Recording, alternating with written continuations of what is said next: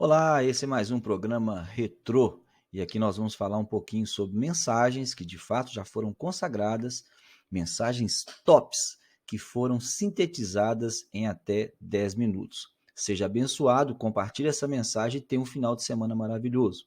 Hoje nós vamos falar sobre ações estranhas de Deus. Você já percebeu Deus agindo de alguma forma que você achou estranho? Vamos ser honestos? Em algumas situações você até questionou a Deus e achou que Deus não poderia agir assim? Então, quando nós falamos sobre ações estranhas de Deus, nós não fazemos isso de uma maneira pejorativa, mas usamos a definição estranha para nos lembrarmos ou indicarmos coisas extraordinárias, coisas excêntricas. Muitas vezes em nossas vidas nós vamos perceber que Deus não agirá conforme as nossas normas, ele vai fazer de forma diferente em nossos conceitos. Pelo contrário, haverá excentricidades de Deus, estranhezas nas suas ações. Tudo isso porque nós, como seres humanos, nem sempre vamos compreender a Deus. Será que está acontecendo algum processo assim na sua vida? Que Deus está agindo de alguma forma e você sente de repente que você está sendo punido por Deus, que você não está sendo protegido por Deus? Vamos falar um pouquinho a respeito disso hoje. João 13, verso 7 diz: Respondeu Jesus e disse-lhe: O que faço não sabes tu agora, mas saberás depois. Existem muitas coisas que nós entendemos apenas ao longo do tempo. Quando Jesus as está realizando, nós não conseguimos compreender.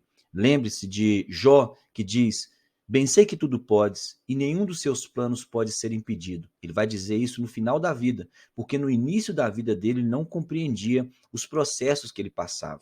Algumas pessoas até pedem a ele, né, a esposa dele pede para que ele amaldiçoasse Deus e morresse, porque a sua vida estava vivendo um momento muito complicado e Deus não se posicionava. Mas ele dizia também: Eu sei que meu Redentor vive e breve ele se levantará. Bom, falando sobre algumas situações que nós achamos excêntricas ou estranhas de Deus, quero citar algumas delas. Primeiro, Sara.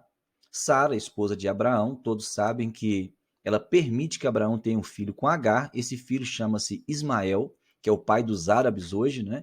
E Ismael, depois que ele nasce, tem um episódio em Gênesis 28, 21, do verso 8 a 12, que vai dizer o seguinte, que houve uma festa, que Abraão decidiu dar uma festa, no momento em que, uma festa de banquete, no momento em que Isaac estava sendo desmamado, ou seja, Isaac, o filho da promessa, que agora já é um filho de Abraão com Sara, ele estava sendo desmamado.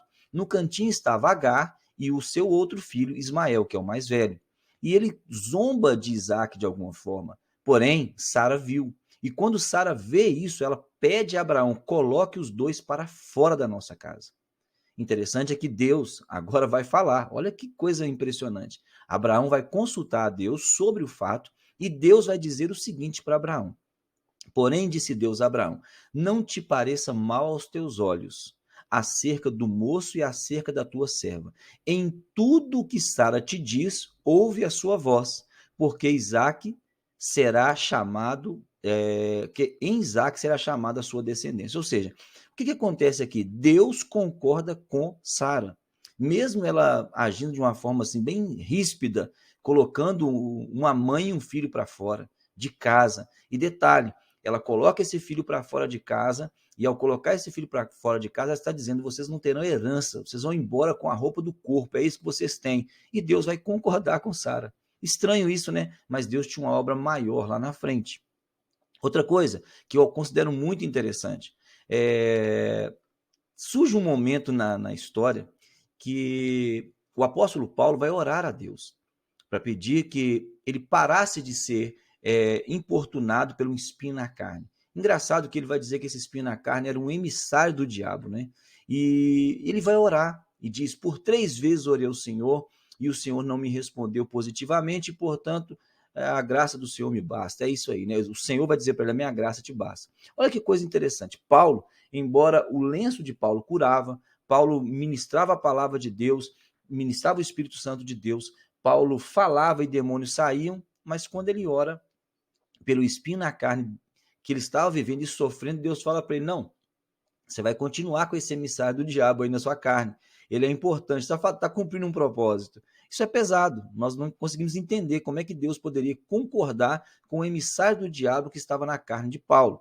Outra coisa interessante que acontece na Bíblia é quando Jesus, em Mateus 21, versos 18 e 19, ele amaldiçoou uma figueira. Jesus olha para aquela figueira e diz o seguinte: e avistando uma figueira perto do caminho, dirigiu-se a ela, e não achou nela frutos, senão folhas, e disse-lhe: nunca mais nasça fruto de ti. E a figueira secou imediatamente. Ou seja, aquela figueira foi amaldiçoada, era uma árvore que poderia simbolizar uma pessoa e foi amaldiçoada pelo próprio Jesus porque ela não tinha dado fruto. Ou seja, talvez porque ela não estava servindo a um propósito. Outro texto intrigante que nós vemos na Bíblia está em Números capítulo 22, versos 21 e 23. O que nós percebemos ali é a discussão do profeta com a jumenta.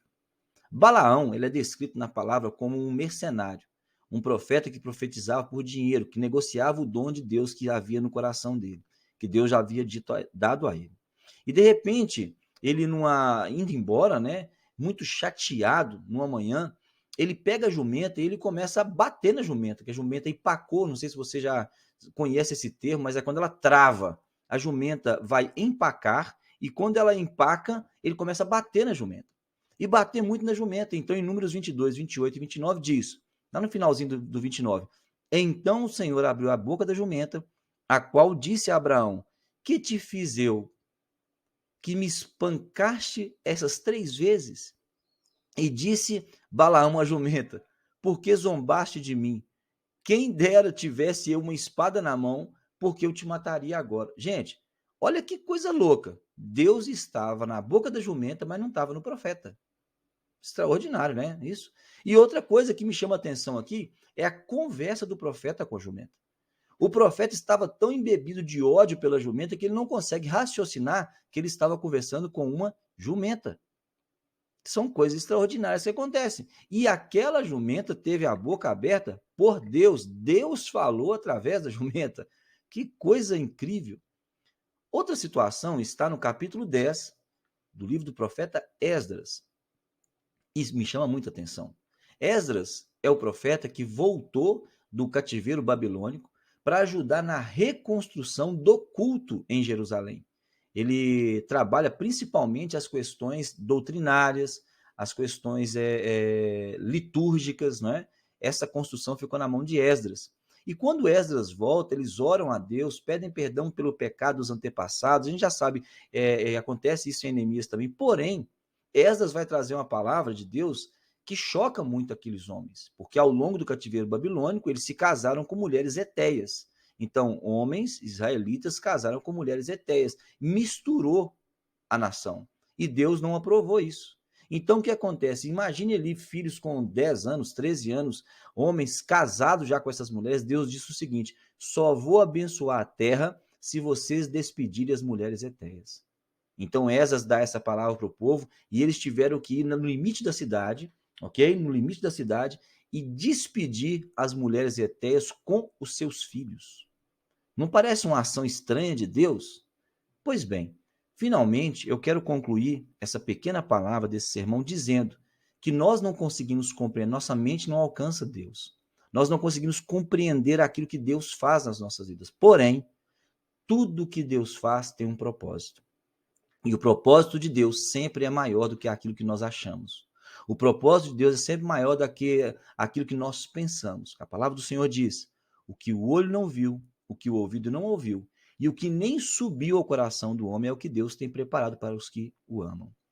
Quando eu falo isso, querido, eu devo dizer a você que Deus está olhando a história como um homem no topo de uma colina, enxergando toda a história, todos os homens de todas as eras. E nós conhecemos muito pouco sobre aquilo que vivemos. Então, logo, se você não está entendendo a ação de Deus, entenda que se você está sofrendo no meio dessa ação, é para algo muito maior. Jó perdeu 10 filhos num dia, perdeu todas as suas riquezas. E a palavra diz que Deus deu a ele tudo em dobro. E você pode se perguntar, mas espera aí, ele tinha 10 filhos e a Bíblia diz que ele deu mais 10 filhos. Sim, exatamente isso.